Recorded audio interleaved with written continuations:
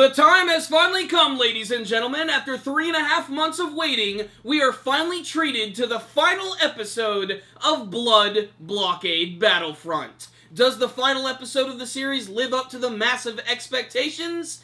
Yes and no. It's an action-packed, confusing, hodgepodge episode which animation enthusiasts are totally going to love, and everyone else is just going to be scratching their heads. The thing that I find most fascinating about the final episode of Blood Blockade Battlefront is that it's a really simple episode, but it's also really confusing as to what's going on with all these crazy world-ending events, which is apparently going to involve the second collapse of Hell Salem's Lot. The story is that Leonardo Watch, otherwise known as Leo, has been captured by Fent, the King of Depravity, and then we have the King of Despair, Black himself, who is taking over the body of the young boy, William Macbeth, and he's trying to bring about this big collapse, which is supposedly going to destroy everything and allow all of these demonic entities and vampires and monsters to overflow the earth.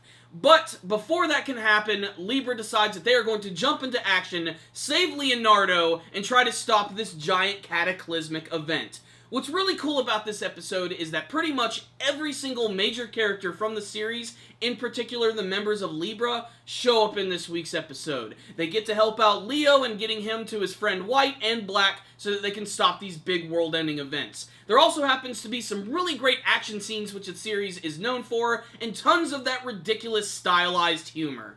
Even with all the amazing action, character cameos, and amazingly well-written dialogue, which will definitely hit at home, my favorite thing about this episode was simply just the humor, and the reactions from the characters, especially the members of Libra. My favorite scene from the finale is not an action scene. It's actually the scene where Zap Renfro ends up giving Leonardo Watch a pep talk by taking his sword, shoving it in his face, and flipping him off all at the same time. So yeah, this was definitely a pretty strange episode. It's very open-ended. There might be a second season. It's kind of hard to tell. So let's just talk about some of the main parts of this week's episode. So Leo's been captured by the Kings and Fent. He's still got that weird thing that's attached to his eyes, and he's not going to go along with their plans at all. And that's when Fent just decides to get all bored, and he just decides to let him go. He just lets them walk away, knowing that he could possibly destroy all of their big plans. But it seems like Fent and his group basically just want to kick back, relax, and just watch the overall destruction of madness and everything that's going on in Hell Salem's Lot.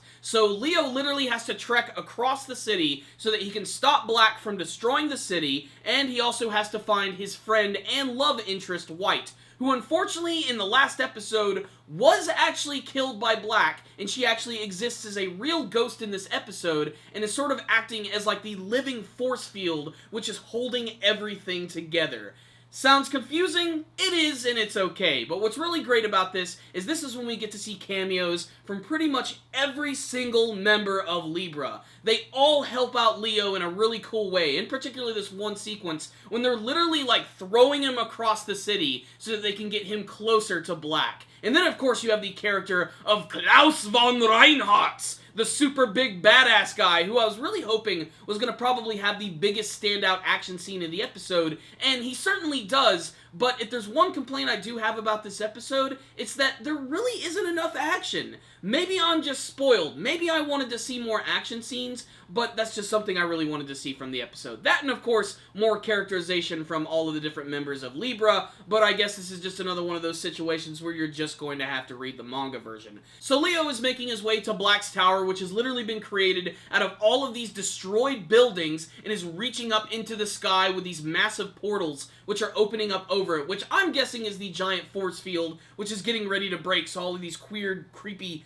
monsters are just going to bust in. And as he's making his way there, he's having to look out for all of these crazy zombified creatures, which look like normal people, except that they have these masks on, which make them look like farm animals. And you know what? They might not even be masks. They just might be a bunch of weird, freaky animal people that they just decided to throw in here for the finale. It's pretty freaking ridiculous. But before Leo can actually make his way to Black's Tower, Klaus has a little bit of a fight with him at first, which is a really interesting battle, because he doesn't necessarily want to have to fight against him, because if he does this, he might actually risk killing William Macbeth. In fact, when he meets him for the first time, he tries everything in his power to sort of draw out his original personality, so that he has to avoid this battle altogether. But this is Blood Blockade Battlefront. We're going to have a pretty kick-ass action scene, and that's exactly what happens. The battle between Klaus and Black is definitely one of the highlights of the episode, and features some amazingly fluid and destructive animation as they're flying around his tower, jumping off all of the different parts of the building, which are literally crumbling and falling away. It will really get the blood pumping, but it really doesn't get interesting until Leo finally decides to arrive, and they don't necessarily have a battle of fists. They have a battle of words. While there is a scene where Leo does end up headbutting Black, he does this so that he can look directly into his eyes so that he can share his vision, so that he can actually see the actual White who is standing there as a ghost. And she is able to draw out the original William Macbeth as he is separated from his evil demonic side, the King of Despair, who apparently has existed for a very long time and has witnessed a lot of crazy things in the course of the history of mankind, except that he always needs a host or someone that he can actually possess in order to carry out his plans. And if you stay tuned for the post-credit scene at the end of this week's episode, you'll see that he might have already actually found a brand new host with this guy who's just walking around flipping a coin and doing that weird whistling song that he always used to do himself. This is the part of the episode where I think the biggest strengths are played, because Leo has now finally realized that he's being recognized by Libra, but at the same time, he was never truly able to save his love interest, White, and he suddenly just breaks down, like, in the middle of nowhere, and it's a really therapeutic cry. Like, it feels really good, and it really does feel like something that would be at the end of the series. And if there's one thing that I really liked, is that they didn't really change Leo all that much. He is so different when compared to the other members of Libra, because he's not really a powerhouse in any sense of the word. He's not a fighter, and I was really afraid that they were going to turn him into this, like, big, hardened badass, but no. He's still the same lovable, goofy, and unsure Leo that we remember from the first couple episodes of the series. And that might be a problem for some viewers, because a lot of the characters in the series, in particular the main members of Libra, just don't have a lot of characterization. I really just don't know much about these characters outside of a few character quirks. Like, I couldn't tell you the backstory of any of them, or really what they're truly capable of, but at least they all do make a big appearance in this episode. I especially loved seeing the return of Blitz T. Abrams, otherwise known as Lucky Abrams. I love that they remembered that no matter what, something really bad always happens when he's around, and when they actually end up running into Leonardo, all of these meteorites just appear in the middle of the city. No rhyme, no reason, they're just there to mess things up and to remind you that if you're gonna hang around this guy, things are probably going to go pretty wrong. Zap Renfro was also really great in this week's episode. I especially loved his interactions with Chain Sumeragi, who is a character who I feel was very downplayed for this series. I wanted to learn so much more about her. She is such a cool character, and I just love how quick and nimble she is like a cat. In fact, there's one scene where she's actually riding on top of Zap's head, literally sitting on him like a cat. Very reminiscent of Tora from Ushio and Tora. If anything, the series has a great sense of humor, and they were clearly having a lot of fun when creating this finale, but still, it just didn't quite completely live up to my expectations. I wanted more answers, I wanted more action, and I didn't get that. But everything that I did get was still really good, incredibly well written, and it also just really hit it home, especially at the end, because Leo becomes a full-fledged member of Libra, but at the same time, he didn't get the girl. He never really got to have that relationship with White that he wanted, and I feel that they never really had like a proper ending to their relationship or their story arc. It really got kind of swept under the rug, and the finale of the series really became all about White and Black. And what's most unique about these characters is that they do not exist in the manga. They were created exclusively for the anime version, and in many ways, they were really the real stars of this series. It was all about them and their story, especially leading up to the finale. So, really, that's all I have to say. What's the rundown on the final episode of Blood Blockade Battlefront? What the hell was this? This was just insane. You know, I don't hate the finale at all. I think it's actually really good, and it has some fantastic production value behind it. It's just another one of those situations where it's a little too late, and again, it's based on a series that's on a long-running manga, so it can't adapt everything perfectly, which I think is the biggest problem with the series. However, I would love to see the return of it in the future, and I wouldn't even mind seeing like a retelling of it from beginning to end, which is an exact adaptation of the manga version, because there's a lot of room for development in this series, especially for the members of Libra. I want to learn about these guys so much, and I know absolutely nothing about them aside from like what their battle abilities are. Visually speaking though, this is an amazing looking episode. Everything just looks so good, the character designs are incredibly unique, and pretty much every single character in the show gets to do something really cool. There's a little bit of action sprinkled in throughout the entire episode, so action junkies are definitely going to be satisfied, but I still wish that there was just a little bit more, especially in that final fight between Klaus and Black, which started out really crazy, but just as it started, it was immediately squashed when Leo finally decided to arrive on the scene.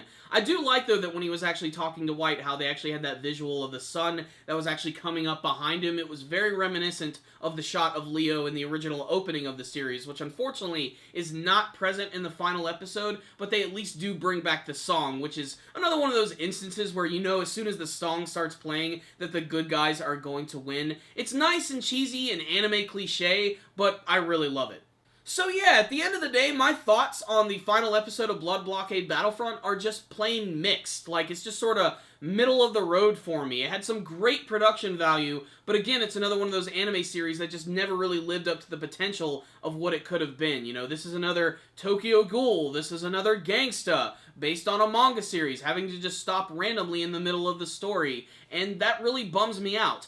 The good thing is, Blood Blockade Battlefront wraps up its current story. It just doesn't leave you hanging the entire time, unlike Tokyo Ghoul and Gangsta. It actually gives you a real conclusion, which actually makes the series feel a little bit better and a little more complete in a way, but it still has the potential to come back in the future. So, I liked the final episode. I don't think it was perfect, but it did a pretty great job of wrapping up the anime version of Blood Blockade Battlefront, and it's going to get people looking at the manga version, which I'm definitely going to check out right after this. I've got to see what's going to happen next in this series. I'm truly intrigued by the creativity and the ridiculousness of this show overall. So, if you're curious where the final episode of Blood Blockade Battlefront is, it's here, right now. Check it out, and if you have watched the episode, I would love to hear your thoughts about it, and you can tell me in the comments section below. Do you guys have a favorite member of Libra? Did you have a favorite scene from the final episode? What did you think about the final story of Black and White, and would you like to see the return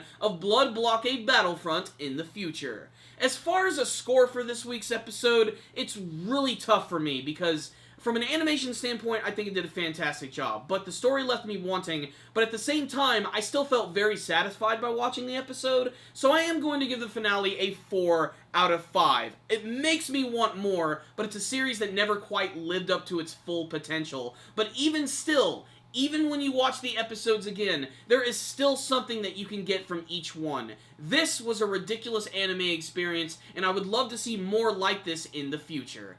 So there it is, my friends. That's the end of Blood Blockade Battlefront for now. If you want to see any of the previous reviews I've done of the episodes, make sure to check out our YouTube channel. We have a playlist with all of those right there. So there it is, guys. Thank you again for watching. Make sure to like the video, share it with your friends, and subscribe to the channel. Thank you guys again for watching, and as always, stay dandy, baby!